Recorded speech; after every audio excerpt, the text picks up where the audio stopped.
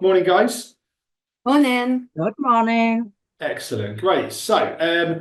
I'll start with you, Amy. Did you want to just give a quick intro and introduce yourself and maybe tell people a bit about your background? I know we've done a podcast recently, which I should also plug. I need to. I'll be queuing that up on my walk of the dog soon, so I'll be refreshing myself on it. But yeah, walk us through I, your uh, background. I realise that I can talk a lot when I listen back to the podcast, but it was very fun to do. Well, I'm very pleased to be here. My name's Amy, as Adrian has said. My pronouns are she, her. I have had 15 years of recruitment experience, which is crazy to think. I always say that because time flies when you're in this industry. I've kind of had experience from agency all the way through to in-house, and then which is where I am now, which is where you'll find me. I'm currently a recruitment business partner for the WEA, which is an education charity. My interest, I suppose, in EDI and fair recruiting started when I was diagnosed with Bell's palsy, so about 6 years ago. I woke up with paralysis on the right side of my face. And it's very true what people say. I think unless you've really been in those situations, I was always, respectful of people, but I think that's when I really took an interest in equality and making sure that things are accessible, and that then moved into, the EDI space. I'm really passionate about that, and I think it's really important to be authentic, and that's hopefully what, some of the things that we'll discuss today about having that authentic side to what we do, and making sure that it's actually the right thing for the business, and not just ticking boxes for the sake of it. So yeah, that's a bit about me. Excellent, thank you, Amy. Abby, over to you. Hi, as Adrian has said, I am Abby. My pronouns are also she, her. I've been in recruitment for a similar amount of time, 14 years, so nearly at that 15-year mark, and equally, time has absolutely flown. So I started off working in big corporate companies. So I worked at Nationwide Building Society for quite some time, and then at Santander through an RPO model. And then I've moved into charity, and then into some kind of small, medium-sized tech companies. Currently, I'm not doing, I guess, transactional talent, so I'm not hiring people, but I'm in a talent enablement role, so all about making things more effective, more efficient, finding those ways to make processes smoother and easier and better for the talent team, but also for candidates as well. I've always been super passionate about DEIB. As part of my kind of realm of responsibility, I manage a relationship that we have with a social enterprise. I run our women's network, and I work on various other kind of diversity-focused projects and inclusion-focused projects across the business as well. Huge ally, never afraid to be the one to stick my head above the parapet and say something which others may be uncomfortable to say. And I think that kind of feeling of inclusion and belonging for an employee or a candidate really starts from the moment they see your job advert, or even before that. So I'm a huge champion of making sure that processes are fair as possible throughout the whole beginning to end. And yeah, I'm delighted to be here to talk to you all about it. Thank you, guys. So yeah, the idea today is, I suppose, we called it, looking at fairer tactics. So sort of getting, from the strategy, the big ideas you might be trying to do, to the actual practical stuff. We can dip into strategy as we see fit as well. But maybe we'll throw it out. I'll come to you first, Amy, as a first question in regards to, where would you advise people to start? You've gone into a new position recently as well. Maybe that might be relevant as well. So, where do you advise people to start? And I guess that question as well about, like, where do you see the quick wins in this area around making your recruitment process more inclusive? Definitely. I think for me, it's about that authentic piece. So I would always advise companies to not try and be something that they're not. So, those quick wins really are about simplifying the process for certain. So the first thing I do when I come into an organisation is see whether a process is overly complicated, and try and cut back on questions that we're asking just for the sake of it. Are we asking, for example, are we asking for references twice? Are we asking for references when people are applying for a role, and then if they're successful at the end, really cutting down those application forms, but also having, recruitment statements on there that say, we welcome applications in a different format if that's something, that's helpful for you. And just trying to, it's very difficult to do, but trying to strike that correct tone of balance. So, injecting a little bit of personality in there, in terms of who you are as an organisation, and trying to get that culture to sort of come through. And that's something that we always try and do with certainly with the companies that I've worked at. to try and simplify the processes, make them as slick as possible, and always really have somebody where possible. It's not always possible in the bigger organisations, but try and have somebody that's available at the end of the phone to talk through people if needs be. The amount of times we get, I shouldn't say we now, we don't at the moment, but in other organisations I've worked in, we've had requests through, asking about, can we complete an application in a different format, or, we've got some questions about a role. Pick up the phone and have a conversation with the candidate, because, it's so much easier to converse with people rather than putting things in writing. And I think, again, it shows that human side, it shows that compassion, it shows that you're willing and you're engaging with people. So those have been my initial suggestions. Great, thank you, Amy. So same question to you then, Abby.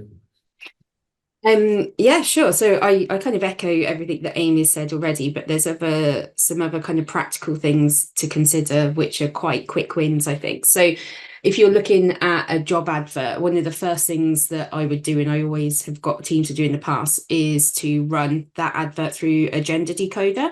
Obviously, there's lots of different ways to make sure you're appealing to different groups of people, but a gender decoder is a great way to start. You'll be surprised how many words have real kind of masculine undertones and can put people who don't identify as male off of applying.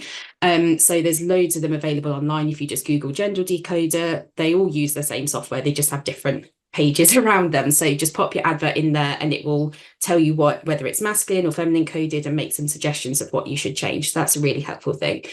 And one thing that's also really helpful as well is when you're looking at your requirements, make sure that you are clear where there's flexibility and where there's not. And also, if you can, make them behaviours that can be evidenced rather than general traits. So rather than saying, you'll be a natural leader. What's a natural leader, right? If you say you have had line management responsibilities, it's the same kind of thing that you're getting at, but it's much clearer. And women and ethnic minority candidates are much more likely to apply for roles where they are expressed as behaviours rather than character traits as well. Amy's point about being able to talk to somebody about the process is really helpful, and making sure that you have given people a route to let you know if they need any adjustments, and you make it really clear that you are open to them asking for those adjustments as well. And yeah, those are kind of the main quick wins. There's so many I could talk on this for like an hour, right? But those are some real quick and free and easy wins to do to help broaden your talent pool at the top of the funnel, and also make it more inclusive and open to a wider group of people as well. Okay, so I'll come back to you, Abby, because I don't want to keep giving you the second question. That wouldn't be fair, would it? It's like family fortunes, and all the good answers are gone. So yeah, the next question, I guess, is one of the things we've actually seen. I've actually seen this in our data. Even candidates who opt in to provide their diversity data and say, yeah, sure, I'll provide you diversity data.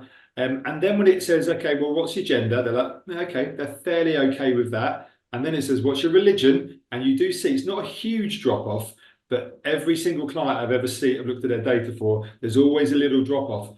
And that's with people who are trusting enough to provide their diversity data in the first place, who then get to that bit and they're thinking, should I provide my religion? Should I provide my ethnicity? And those areas where they're a little bit more sensitive to how they might be judged.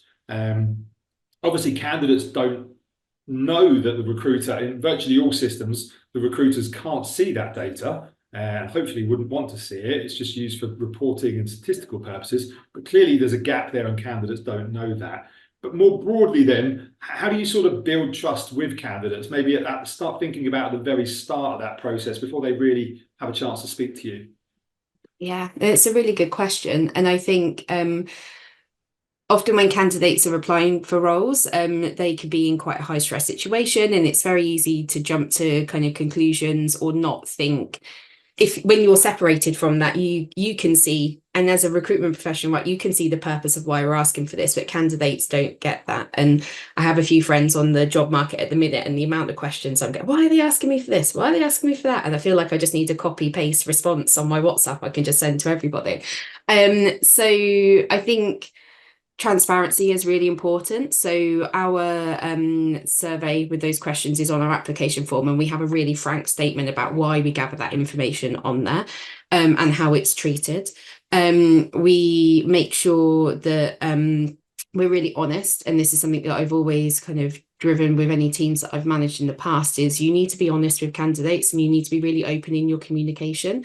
And I think even if that's not around this topic, just generally being really honest and open helps to build trust with an organization. And I think it's really important as well that line managers or anybody involved in interviewing is upskilled and is also encouraged to be really honest and transparent, and also given the ability to say, I don't know, if they get asked a question by a candidate. I think sometimes people worry that they're the sole face of the business in that interview and they have to answer everything, and that's when they risk saying something that they probably shouldn't. So making sure that managers are empowered as well to be able to go, oh, do you know what, that's a really good question. I don't want to say the wrong thing, so leave that one with me and the talent team will come back to you. And I think that authenticity and that humanness really helps to build trust as well. Yeah, those would be kind of the main things from my perspective. Excellent. So I know, Amy, you've mentioned authenticity, and I'm sorry. Well, so I'll go. It's tough to go to the same question again, but I don't know if you've got anything else you want to add to that, or alternative. Then, if you want to go a bit, give you a bit of a chance. If there's anything you want to go deeper, like how do you build that trust or maintain that trust throughout the process, maybe as well. So beyond, when the candidate's done their initial application. Yeah, for sure. I think, as Abby has said, it's that it's empowering those managers and, allowing people to have those frank conversations and, come back to people if we don't know. For me, it's always doing what you say you're going to do, right? So, again, if we don't have an answer to a question, I'm not sure that I'll find out for you and explain why. I think sometimes around the topic of EDI, people get quite wary and they're quite worried about saying the wrong thing. And as Abby has said, it is okay to say, I don't know the answer to that, but let me come back to, let me get an answer for you, let me explain it to you.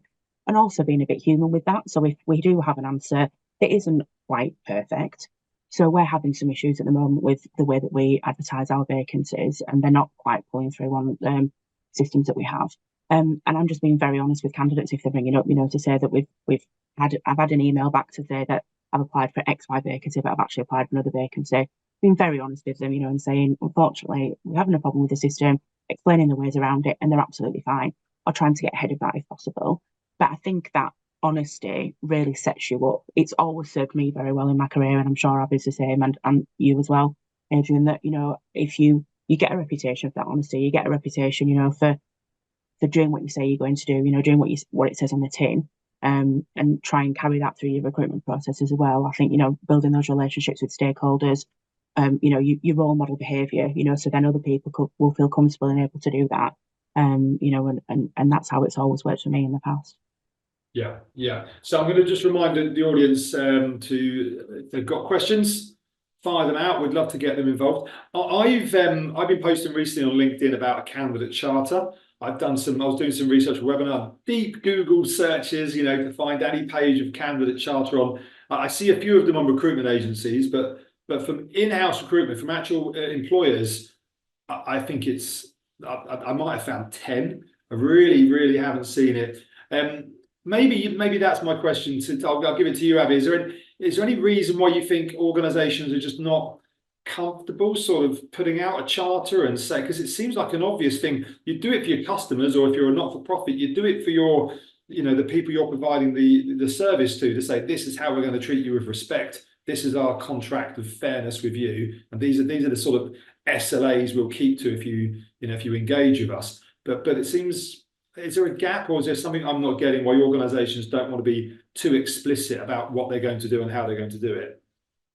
It's a very fair question. I guess the challenge is the moment you put something in writing like that, you are then held to it.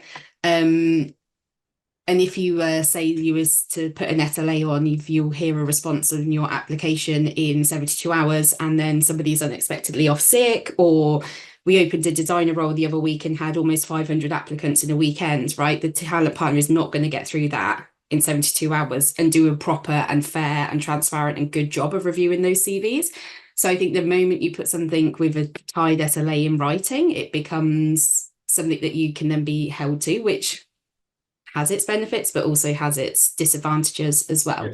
Yeah. We have that internally. We had a big kind of team, I say big, there's like 6 of us, but we had a team meeting last week where we agreed some internal SLAs and commitments from us, and also with our hiring managers that we're going to set up for like an internal charter. And we're working on a kind of a page template at the moment that we will have for each role, which will have kind of interview schedule and plan and kind of transparency around what people can expect from the process that we'll be sharing with candidates. But I think that will change from role to role, right? Because a high volume entry level role versus a really senior director level hire, the expectations of candidates is very different. So I think if you were just doing hiring of one of those things, it may be a bit easier to put something in place like a charter that's publicly viewable. But if you're covering recruitment for a whole company and hiring across the levels, which I imagine most people in this kind of group of people are, it's really hard to set something blanket that's going to kind of cover all the bases. Yeah. So I mean, sometimes we have one, and sometimes on ours it's, we will try to do this within X amount of days, and so there's, it's a direction of travel, but not a firm commitment. So going across to you, Amy, then sort of taking that same question, maybe about candidate charters, maybe moving away from the SLA parts of it, and it doesn't have to be a candidate charter, but broadening it out to like how well you sort of explain your inclusive process. Because if you're doing certain things in the process, candidates don't fully understand why you're actually maybe following certain processes. Why you might list it, all your managers have been trained on unconscious bias. Some candidates may not even understand what that is. So how do you go about sort of getting out that communication to candidates well, I suppose some groups are not so interested in these things. Maybe if they're white males, maybe not as affected by these challenges, but maybe there's an education piece to them so they understand the process. And other groups are probably going to be looking for more reassurance, I guess. Sure. And I think I'm always really conscious of that, being a white straight woman myself, having privilege and, being able to, I consider myself well versed in the subject. I wouldn't say I'm an expert by any stretch. There's lots of viewpoints that I can't possibly have given the person that I am. But going back to the candidate charters for a second, because I actually think they are quite good. And to Abby's point, for sure, if it's a wide variety, but we actually use them really successfully when I worked within the NHS. So we managed a staff bank for Leeds Teaching Hospitals, which is one of the biggest in the UK. And we were getting quite a lot of pushback from our temporary staff and our permanent staff, and it all was a little bit of a mess. So we kind of sat down and gave them 10 points, and we said, we're here for you, we're here to support, we'll give you these things. Out of this is what we expect in return from you. And it was things like submitting timesheets on time. If we call and ask for your DBS renewal, let's make sure that gets through because that will affect pay, and explaining, and that transparency word again, being really, really honest. And again, in other organisations I've worked in, back to how we inform people of what we're doing. It's that employee value proposition piece, so explaining what our staff do. So all our staff are safer recruitment trained. All our staff have had unconscious bias training. They've had recruitment training. They all come under different names, but somebody on the panel has had that training. You can be assured of that. We then go through this process. This is why we use these things, and actually breaking it down step by step as to why we do the bits of the process that we do. And you are right. Maybe 45% of the people that are applying for roles don't really read that because they're just ticking a box because they've come through from Indeed, or they found a great recruitment manager role and they think, oh, that's fine, I'll read that. But a lot of people nowadays, because it is a candidate-led market, it's about that culture. It's about what does that organisation say about me when I get my teeth in. And I think once you read that culture part on someone's page and you understand all of those things, it kind of starts to give you a sense of the organisation and a sense of the people that work there. And it really does help moving things forward. And you shouldn't be afraid to shout about why you do what you do. I think we spoke on our podcast, plug for the podcast again, that you shouldn't be all things to all people, because you can't be all things to all people. You might have a very small budget and you might have aspirations of getting to this particular level in your EDI, but you can only do certain things now, and that's fine. And explain why you do that. The hot topic at the moment is getting recruiters back into the office. Some organisations are fine with people working from home. Some want people in the office. There's usually a reason around that. It might not be just because your CEO is wanting to have eyes on everybody. And if that is the case, then that's another conversation.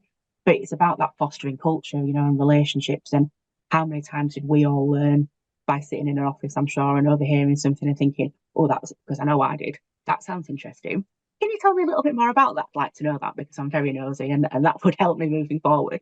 So I think it's just that transparency, you know, and you can decide. COVID, I think, since the pandemic, and I don't often like going back to that time because it was very scary, but I think the world shifted after COVID, and we need to understand that we're in very different times. And, you know, people don't have to settle for things that maybe we would have done. You know, I think when I started in recruitment, some of the behaviours that I witnessed and some of the things I see, to think back now, like my skin would crawl off if I witnessed those experiences now, and I wouldn't be afraid to call it out now. Whereas a young woman, I was petrified to call things out sometimes, you know, because you'd just be laughed at, you'd almost be bullied. You know, and I think it's great that we've moved on so far and that people are aware of things. So it's that transparency and not being afraid to speak up. As Abby said in her introduction, I'm very similar. I've got a very loud mouth. I'm not afraid to use it for good. I'm not afraid to speak up and say, this is wrong, you know, or actually, have we thought about doing something a bit differently? You know, so all of those things kind of pull together. But the key word of today is going to be transparency, isn't it? That's what we should all get on we'll get a new hireful t-shirt with transparency on. But that's the thing for me, being open and honest. Excellent. Okay, good. So if we move things on a bit, we'll remind people we can answer some of their questions as well. But I've got my own list here and well. Obviously, my favourite subject is obviously artificial intelligence and AI. And so I'll go back to you, Amy, as well, just to start with you. So the question is nice and simply: are you worried or optimistic about the role of AI in supporting a fairer recruitment process? I'm a bit hesitant, and be very, very honest here, because I think that an AI is only as good as the information it's fed. So I'm all for making things easier and working smarter, not harder, definitely. But it does kind of concern me a little bit that, but I also suppose I've not really harnessed the technology to see it to its full potential and what it can do. So I've only probably dipped my toe in the water. Obviously, we've had many conversations about it. I've seen certain things on webinars. I've looked at what it can do on certain ATS systems. You know, I think it's probably one of those things that in a couple of years we'll all use it. I always think back to just before mentioned the pandemic again, but just before the pandemic started, and the company that I worked for at the start, the director saying, "Oh, we've got this new thing that it's called Zoom, and you can have video calls over it rather than calling people." And I remember thinking, why would I ever need to use that? That's the most ridiculous thing ever. And they said, "Oh, do you not want a license?" I'm like, "No, because I'll just call people." 3 months later, we're living on Zoom, and you know, it's insane. So it's almost, maybe I feel like it might be something like that, you know, when the work's put into it, you know, and we know what to say. I just don't ever think there's a substitute for face-to-face. You know, I like to conduct my interviews face-to-face where I can, you know, and look in the whites of people's eyes, you know, and have those conversations with people, because that's where you build that human connection. I don't think there's a substitute for that human connection and making those decisions. I saw a meme the other day, and it's true, a computer can't get fired, so they shouldn't make important decisions. They probably should help us with them. So yeah, I don't have an opinion one way or the other. That I suppose I'm hesitant, but I'll be taken along with it because we have to adapt and evolve. But I'm hesitant at the moment. That's interesting. No, that's very honest and authentic. We appreciate it, Amy. So same question to you, Abby, as well. But maybe just to give you a bit more to talk about as well. You can give me your view about your hesitancy or not, but also how do we overcome any hesitancy with candidates when it does inevitably start being built into our recruitment process? Yeah, of course. I'm kind of similar to Amy in that I'm a little hesitant and unsure about how it will fit within processes and making them fairer for candidates. Like mentioned, like any kind of machine learning is only as good as the information it learns from. I remember reading a couple of examples. Unilever used an AI-powered tool to do their kind of initial sifting for one of their roles, and it did have really positive results on the diversity of their candidate pool. But then there was another example, and the name of the company has escaped me completely. Historically had very kind of middle-class white male applicants, and that actually increased because the tool that they used learned from their historic candidate data rather than general information. So I think there's a lot of work to do to kind of have a good starting point for these tools to learn from. And also I think it differs a lot from company to company. So LinkedIn Recruiter has a new AI tool for its messaging, right? So if you want to send a message through LinkedIn Recruiter, you can use, there's embedded AI tools in the message box. Now, our tone of voice as a company, we are very short, sharp sentences, like very like epic communications, like yay, all that kind of fun tech stuff, right? LinkedIn's AI is very prose and very corporate, and it is so not us. And so the team have experimented with it, and you look at the message and you're like, this doesn't sound like Legend, right? If you got this in there and you thought this is the type of company you're going to work for, it's not. So when you're using big tools that are being kind of rolled out across multiple companies and global, it doesn't apply to you as a company and also as an individual. And coming back to the authenticity piece as well, a really important thing about transparency and fairness is that authenticity. And I don't know about anybody else in this call, but I can spot a ChatGPT covering letter a mile off, and you can click through a role to review applications and you see 3 of exactly the same covering letter. And there's no shame in using it, right? Some of my LinkedIn posts, if I hit a brick wall, I go on ChatGPT and I'm like, help me write a LinkedIn post about this, but then I edit it and I just use it for inspiration rather than full content. So I think there's ways you can use it and then ways that you can't. There will come a time, I think, a bit like with Zoom, and I mean, hopefully, fingers crossed, not another global pandemic, but something may well force our hand and it becomes just naturally part of what we do. I think the managing that with candidates, though, is a real tricky thing. I mentioned earlier, I've got quite a few friends in the job market. If I get one more message from somebody saying, oh, my CV's been auto-declined by an ATS, and I know that company, I know for a fact the ATS they use does not do auto-declines based on CV, and somebody will have looked at their CV and made that decision. People already think that robots are screening them out of roles when that 9 times out of 10 isn't the case. So I think the more that AI is used in talent processes, the more people are going to start to have those concerns. And especially, as mentioned before, when they're in a really high stress and high stakes situation of securing a new position. To come back to the key words of this conversation again, though, I think it's about transparency and making sure that if you do start to use these tools, it's somehow kind of talked about with candidates and documented and positioned with the why we're using it and any mitigations around it as well, so people can understand, okay, fair enough, that's happening, but there is still a human there for me to talk to at the end of the day. Chatbots are great until they don't quite understand the question or you can't quite phrase it properly, and then you just get stuck in this circle of hell trying to get an answer on something. So it's all about balance, and I think as that starts to become something that's used a lot more in processes and in industry, we just need to learn to be able to talk to candidates about it. And I think there's going to be a bit of trial and error in that because it is quite new. But yeah, I think I genuinely think that's probably going to be more of a challenge than actually implementing the tools, is the perception of that, and the perception therefore of recruiters as an industry and a specialism, and what are we actually doing if the robots are making all the decisions for us, right? So yeah, I think the candidate perception piece is going to be even bigger than the actual implementation of the technology. Yeah, so I'll put this then to Amy then. So maybe then what the opportunity comes with is, at the moment, you mentioned, it's interesting because I think there's a few themes coming out of it. It seems like candidate job seekers seem to be much more comfortable with humans making decisions.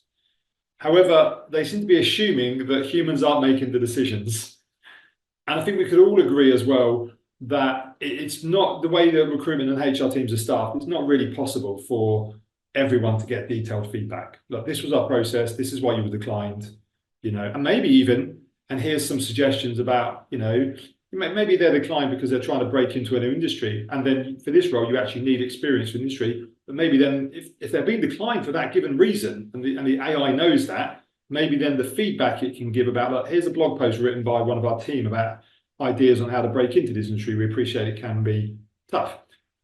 That level of communication could be interesting, because so what I'm suggesting is that the AI, well, firstly, it's interesting that the problem is AI is going to get a bad rap because it's not seen as less biased, which it obviously is if it's done correctly, than a human with all these things going on. The poor person's got to go through your 500 applications, Abby, for your other role.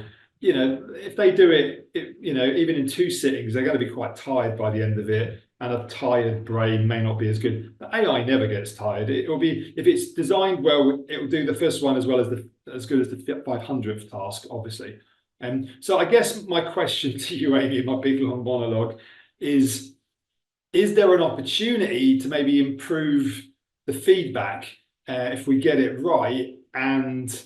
Or do you think organizations won't want to provide feedback because that opens up chasms for more communication, and there isn't the support in the team to provide that ongoing conversation where you're going to start more conversations that you're not going to be resourced to deliver? It's very similar to the candidate charter stuff, isn't it? So as Abby said, the second you put something in writing, like you kind of held to that, aren't you?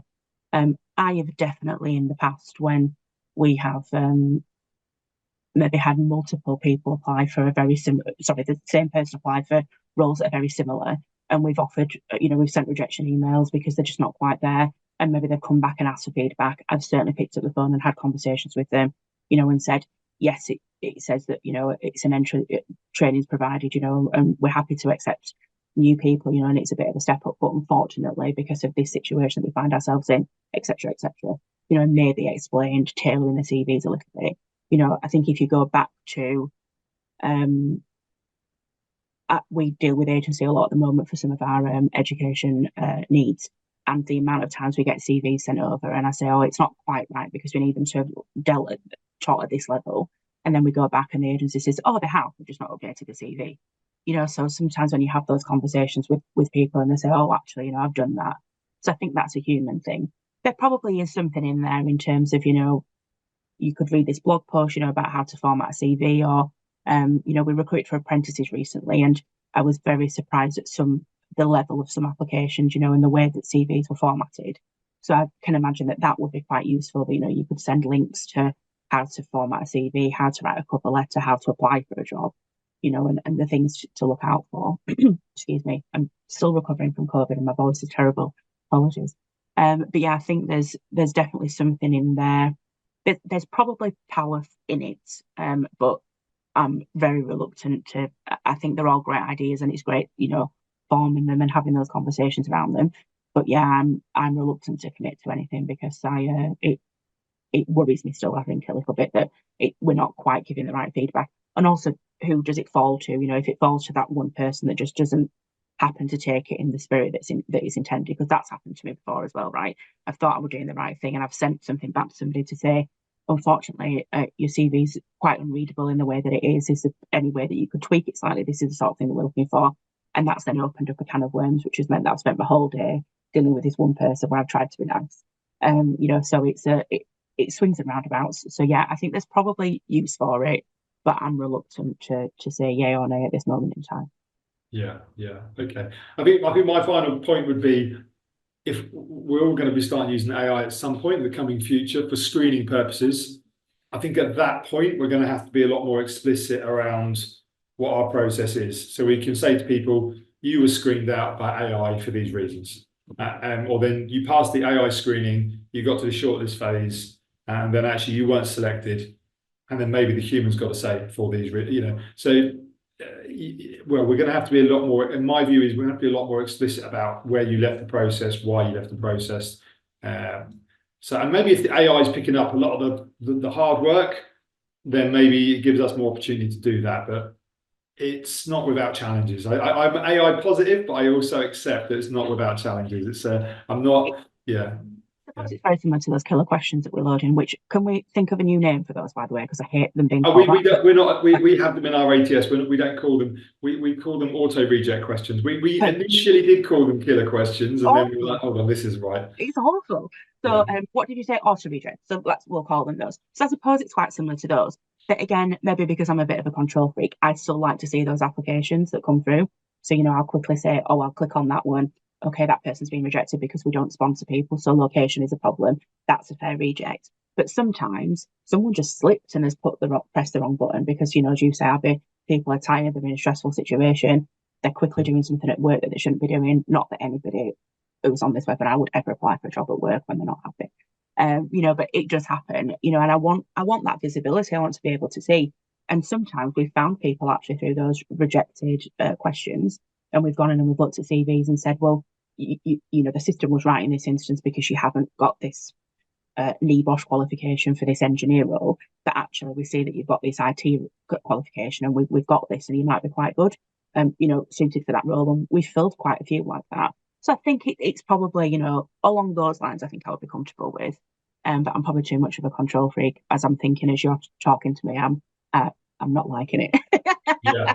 So Well, I need to be a bit more convinced, I think, as we went along. I am going to move on from AI. I would say, though, if you apply for a role and the AI knows of another role that you're more suitable for, the AI would likely say, Could tell hold on a you. second, where the Yeah. human may struggle to remember to have the time and to get back to everyone. But Yeah. that's definitely doable. And I'm going to finish up on the AI stuff and come to you in the next question, Abby, because one of the things that AI will offer us the chance to do is to screen the applicant quite quickly, potentially, within minutes, and then maybe get to that next step a lot quicker, which would hopefully be an improved candidate experience, an improvement for the employer to secure talent faster. Now, with that, I think in many cases that next step could maybe even be an assessment. It could be a conversation with a human to say, that let's have a talk about the role, or it could be, look, you look a good fit. Do you mind completing this? And you've actually made the shortlist. You've been screened down to a real shortlist, and for these reasons. So the human feels like, or the candidate feels like, okay, well, actually, I can see they've got a proper process running here, and I have got screened down for these reasons. Now I've got to do this assessment. So that I can see assessments coming more into the process with AI and just that level of automation, along with humans. When the recruiter comes in, and normally the recruiter in most cases would speak ahead of the assessment, build a bit of rapport, build a bit of engagement, answer any questions, and then move them on to the assessment phase. But I just see assessments becoming more important, particularly if you can apply in 5 minutes and then you get the assessment and you can maybe crack on with that for half an hour if you're a good fit. So my question to you, Abby, is like, where do you see benefits in assessments at the moment in your previous roles to help build a more inclusive recruitment process and make it more about their actual skills rather than maybe even past experience? Yeah, definitely. And I think one of my thoughts of kind of, I guess, I hate to use the word predictions because then it feels like it has to come true, doesn't it? But one of my kind of predictions for the coming few years in recruitment is more of a move towards skills-based hiring rather than experience-based. So rather than you've worked with this SEO tool for 3 years, actually it's more about the base skills that you need to be good at SEO, for instance. So I think using assessments and tasks is a really good way for people to be able to demonstrate that hands-on experience. It may be that they find that quite hard to distill onto a CV. I'm sure everybody on this call at some point has written a CV, and it's trying to distill, if you have a really broad job and you do lots of different things, trying to distill that onto a couple of pages of A4 is practically impossible. So giving people the opportunity to demonstrate what they can do hands-on is really beneficial. One of the things that we have had some challenges with in previous roles is actually asking people to do the task and then either, no matter how much you say, ask if you have questions, people don't. And then what they deliver hasn't actually delivered what they send you, hasn't actually delivered what you were looking for.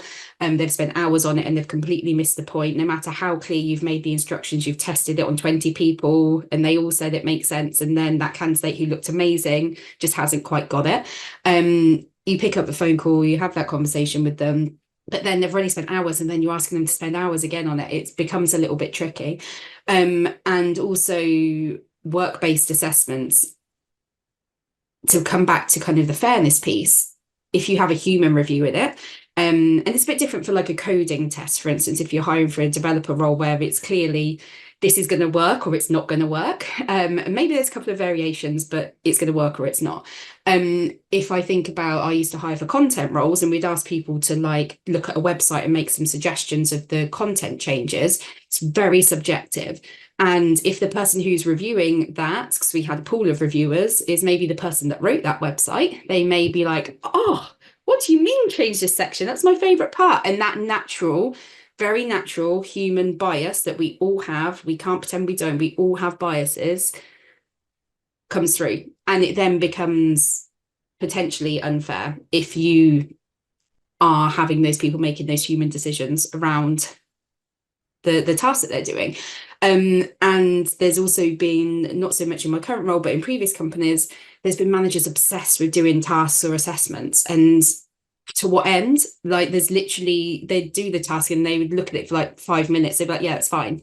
And you'd be like, the candidate has just spent hours on this and you can't give me any more feedback, or they just say, no, it's not what I was expecting. But how can I go back to the candidate with, it's not what they were expecting, right? It's just not, then there is a place for them, but it needs to be a really clear reasoning for it. There needs to be solid assessment guidelines around it. So it shouldn't just be somebody like, oh yeah, I like the design, it looks pretty, great, perfect. It needs to be, has it met everything we've asked for? Has it hit these basic things?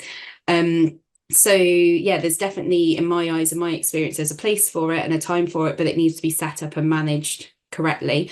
And if you do that, you definitely get people shining. We had somebody fairly recently, one of our talent partners, the task came back and the managers were like, oh, we're not so sure about this. And he really did some excellent persuasion and convinced them to see them and let them present the task back. And they were like, it's the best person we've ever seen, and they've hired and they're flying. So there is also a role of the talent team as well to be able to have those tough conversations with managers and challenge them. And yeah, they may be the expert on SEO, but they're not the expert on everything.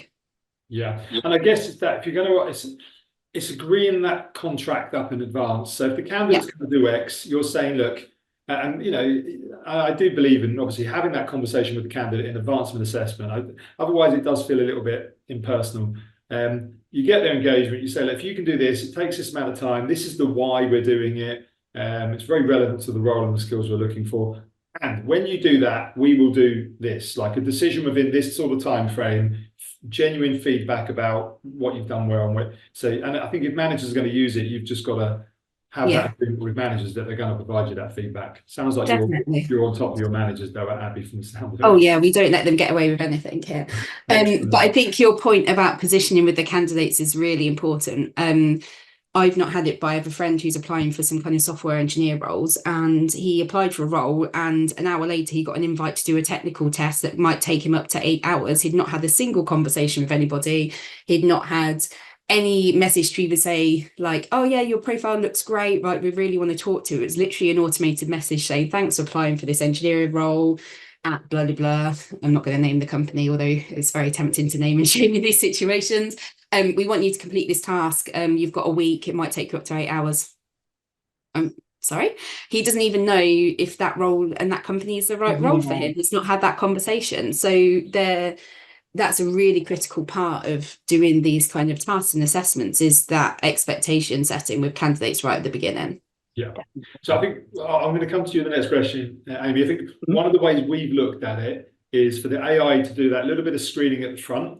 So you can be screened in like 5 minutes, and then maybe you get the link back that says, look, you're a good candidate. Can you click in here and book in with one of our recruiters, or, you know, Tony, our recruiter, or whatever, at a time convenient to you, and we can talk you through it. And that's just what, hopefully, that's just what a candidate wants. They know realistically they can't, that most roles don't have, here's the person, here's the recruiter, you can phone them directly. They understand, maybe they don't understand the why, but that's probably not realistic.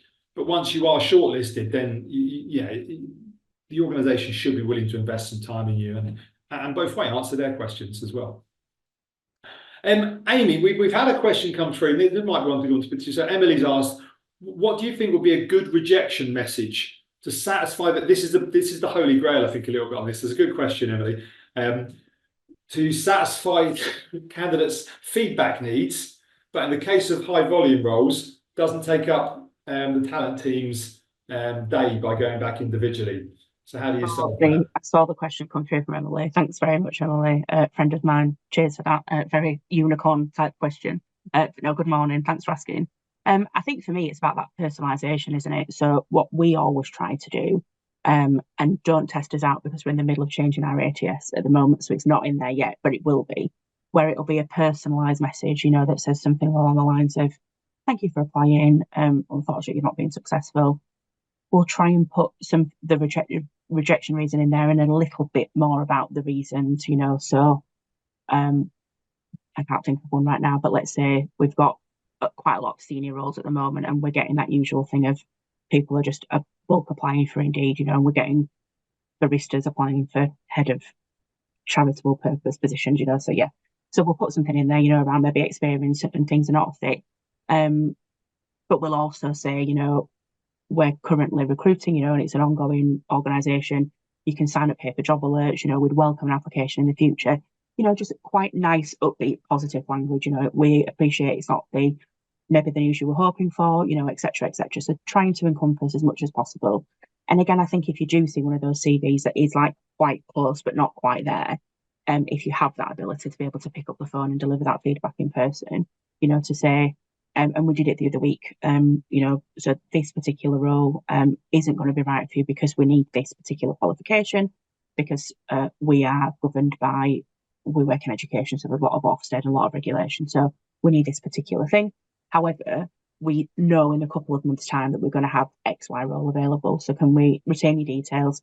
This is what the job will look like, and as soon as that is available, we'll transfer you over to the new role and you won't have to make a new application. We'll call you and let you know when that's happened. So I think, trying to tailor your service if possible. It's not always easy when you've got upwards of, 20, 30 vacancies. But I think looking at the language that you're using and making sure it's personalised, always using a person's name. There's nothing worse than dear brackets name and getting that wrong, looking like the formatting. It's awful. So trying to be as much as possible. And again, having a way to contact you. So although it's not nice having a candidate ringing up and yelling at you down the phone or sending an email that's not the nicest of wording, knowing that they can get in touch with you if they really are aggrieved as to why they've been, declined, and you can have that conversation. So I would say language for me, and trying to give some form of positive feedback if possible. Excellent. I like that. Right, thank you, Amy. So my next summary question we're finishing off on, I'll come to you with this, Abby, is just coming back to this inclusive recruitment piece and data. So just thinking about, you're probably hopefully collecting data around diversity and inclusion, maybe about your recruitment process. How are you actually using that data in your current role or past roles to sort of understand how well the organisation is performing and whether you're heading in the right direction? Yeah, no, it's a very good question. And I think it's really important to be able to have that kind of tangible and quantitative evidence of what you're doing, especially if you're going to need to potentially influence some senior people with either process change or some budget for something. If you can go, look, this is where we're at and this is why it's important, with some real statistics, that really helps. All transparency from my side, this is something we're still working on as a business. We went through a 2P process last year and lost a lot of data, so we're kind of back to benchmark building. But what our plans are is to utilise our application DEI questions and the data that we get from that, and our candidate survey data as well, to look at, okay, so where are we attracting people? Which source are they coming through? Which groups do they form a part of? And how we're a global company, right? And how does that differ if we look at engineering in Poland versus engineering in Canada? Like, where are we seeing what, and kind of looking at it from that matrix perspective as well, and seeing what's influenced what. And also doing some A/B testing around things like advertising titles and jobs and changes to job adverts. And I had a really great talk the other day from the team at Flexa about their data around different kind of what attracts and appeals to different, like Gen Z versus millennials and females versus people who are non-binary, or parents versus non-parents and things like that, and trialing changes to job adverts and benefits and seeing, okay, so if we put the parental benefits at the top of the benefits, do we attract more people that identify as women, for instance? So there's some stuff that we have kind of in the works around some A/B testing on things like that. But I think it's just really being able to dig into that data and it's quite hard, but not feeling like you've failed if you're not seeing what you want to be seeing, because everybody starts somewhere, right? And even if you just increase something by 1%, that's a huge difference. So yeah, setting those benchmarks and then being able to dig in around that data and split it by specialism, because sadly that does make a difference. Like, our people team is full of women, our engineering team has a lot less women, and that's not through any lack of effort, it's just reflective of the external market. So understanding how you compare to the external market as well. We did some work last year where our SEO team was very we thought it was really male heavy, but when we compared it to the external market, actually we were, I can't remember the exact percentages, but say the external market was 25% female, 75% male, we were actually closer to 50-50. So compared to the market, we were doing really well. Internally, it didn't look so good. So benchmarking externally and against competitors is something that we're definitely going to be doing as well. Yeah. Wow. Right. I think the benchmarking is really tough to get good data. How did you go about getting that data? Was that expensive? So we're very fortunate. Whilst we are a relatively small company, we do have the full kind of LinkedIn recruiter access, including LinkedIn Insights. So on the LinkedIn Insights tool, you can set up a report and you kind of add in the job specialisms and the locations, and then it tells you the diversity breakdown. It only does gender, although there's other ways you can pull out like language diversity and things like that, but it is predominantly gender. And you build this report and it will say like 59% male, 40, it's had to do some quick maths, and 41% female, and then you can compare it internally. It's not pure and accurate data, but it at least gives you an ideal benchmark. I'm not aware of any free tools, unfortunately, but if you do have access to the LinkedIn Insights tool, that's a really great way to be able to do that. Yeah, and just to be clear, because I've used that in the past actually. So if anyone in your organization uses LinkedIn Recruiter, they've now coupled the two things together. So you probably isn't in your eye line, but you type in LinkedIn talent. Yeah, it's a real hidden way to get to it, but it is, if you do have a recruiter license, you should have access to it, and it's an incredible tool for that, for market mapping, for competitor research. Like if you can access it, there's so much you can do with it. And it also really helps you have those conversations where if a manager's like, we need more women, great, okay, cool, but the talent pool of this very niche role you're asking for is 2 women and 27 men, right? So the percentages make it a challenge. So it all comes back to being able to use that data to influence decisions. So if you have a recruiter license, you should be able to access the Insights suite. Or I would say, if you know someone who has the ability to take so I'd say if you've got a friend you could ask very nicely, then I'm sure they'll be able to do it for you. I couldn't possibly confirm, but hireful does have LinkedIn recruiter licenses. So if you're a friend of hireful, feel free to drop me an email. Amy, do you want to finish off, and just the last question to you then, just talk about maybe how you've used data in the past, to help your organizations, and maybe as well, because Abby might have covered a lot of the ground, so I'll give you an alternative angle on it, is maybe talk about that bit where maybe the organization isn't making the progress they want when they look at the data, and how they sort of reflect on that. I think Abby made very, very good points, and nearly all of them that we've tried in the past. I think the really key thing there for me, and to speak to that point of like you're not making progress, sometimes when you review the data, you are looking for stuff because you think you're like, oh, but we're really good at that, and the data isn't telling you that, and you'll obsess over trying to find this information to say, well, actually, we're really good on, like the gender pay gap, we're really good on that, and then you drill it down and you think, oh, we're sort of not looking at those. I think it's really important what Abby said. It's not about you failed. It's not about beating yourself up over it. It's about this is what we're in. This is what the data is telling us. Is the reasons for that. Sometimes the data, we ran a report, I remember in my previous organisation, that was skewed because we just let a lot of our fixed term contracts had finished. So that data then didn't help us in terms of gender pay gap and pay reporting. So we were able to sort of manually, add that information in. So I think it's important that, you know what's going on in your organisation, anecdotally and also factually.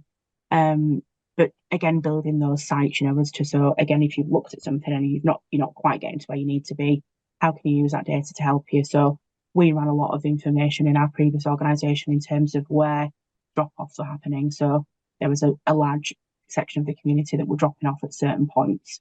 And we looked at the language in our adverts and tailored that, and that really saw an increase in that community. So that again is something that can be looked at. But I think it's making sure that you're confident in the stuff that you're doing and you're doing it for the right reasons, and remembering that, and then harnessing the stuff that you've got to get you to where you need to be. Excellent, thank you. Right, guys. So we are wrapping up. I've just remembered there is a quick poll I meant to throw out, so I'm going to do this now. It's a really simple one. It's in line with our partner Personio. So I wondered if any of you are looking at HR software at the moment, and you'd like to learn more about Personio HR software, then let us know on the poll there. or if you're a hireful customer and you want to learn more about the Persona and hireful integration, you can also let us know on that. So I'll keep that on the screen and just let people do that. I don't see any other questions coming through, so I'm going to just let everyone have about 10 seconds to answer that poll, and then we are wrapping up. I'm going to say some nice things to both Amy and Abby, who've been fantastic. But if you are leaving, guys, then there's a quick survey. You can answer that. Just rate the webinar from 1 to 10, and that'd be great. We have lots more webinars happening in the next few weeks, so watch this space. I think I'm definitely moving. I think August I get very chat body. So if you're interested in lots of things about chatbots, then that's going to be quite interesting. I'm going to give 5, 4, 3, 2, 1. So thank you for the poll.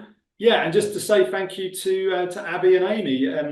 Amy, it's a while since we spoke, so I'm going to revisit that podcast and I'm going to learn all these things and remind myself about your background, your story. It's really interesting. There's like the 3rd or 4th plug we've done for the podcast. Abby, and thank you. It's the first time that we've met, and I thought, yeah, we have some fantastic insights from both of you guys. So really, thank you. It's been brilliant. Thank you for having us. Thanks, everybody. It's been lovely. Thanks so much, guys. Cheers, guys. Bye.